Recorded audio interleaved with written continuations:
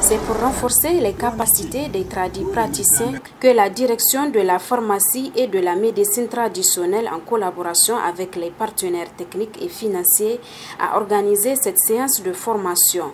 Si l'année passée, les praticiens ont été formés sur les techniques de cueillette et sur la bonne pratique de séchage, cette année, ils vont apprendre les techniques de broyage et de conservation des médicaments traditionnels. L'objectif de cette formation, c'est de faire comprendre aux praticiens que le médicament, la bonne réussite du traitement d'un médicament, que ce soit traditionnel ou conventionnel, est lié d'une part à la conservation.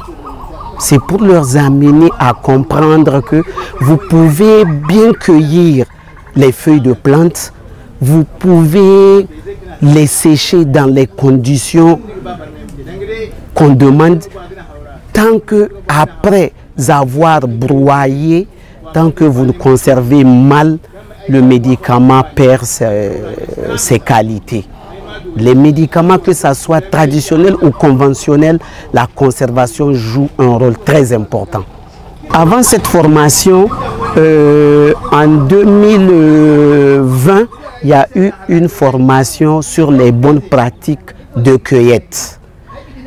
En 2021, il y a eu une formation sur les bonnes pratiques de séchage. Donc aujourd'hui, c'est la troisième formation qui se passe et qui coïncide avec la célébration de bientôt la 20e édition de la journée africaine de la médecine traditionnelle.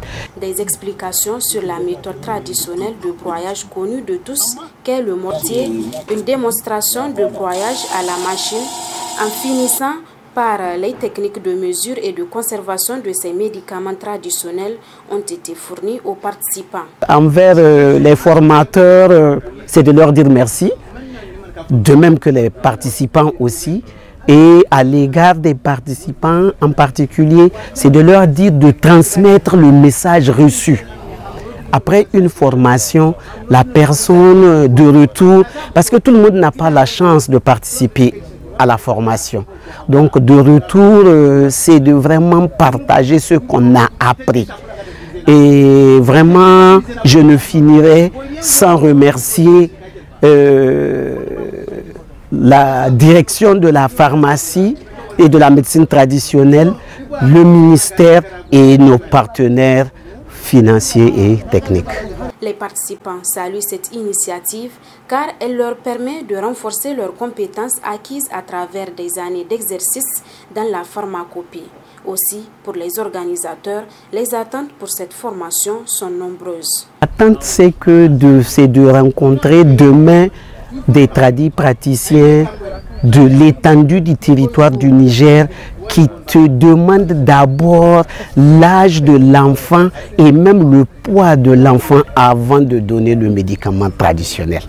Ça sera vraiment un ouf de soulagement parce que tant que les médicaments sont bien conservés, bien dosés, parce qu'en dehors de cette bonne pratique de broyage, de conservation, il y a le dosage aussi qui fait partie de cette formation. Donc mes attentes, c'est de rencontrer demain un praticien et à tout hasard lui poser la question, je voudrais un médicament de telle maladie, me poser la question si c'est pour un enfant ou un adulte, et si c'est l'enfant ou l'adulte, me demander il a à peu près quel poids, quel âge, tout ça. Ça fera plaisir de le voir, ça sera une bonne innovation.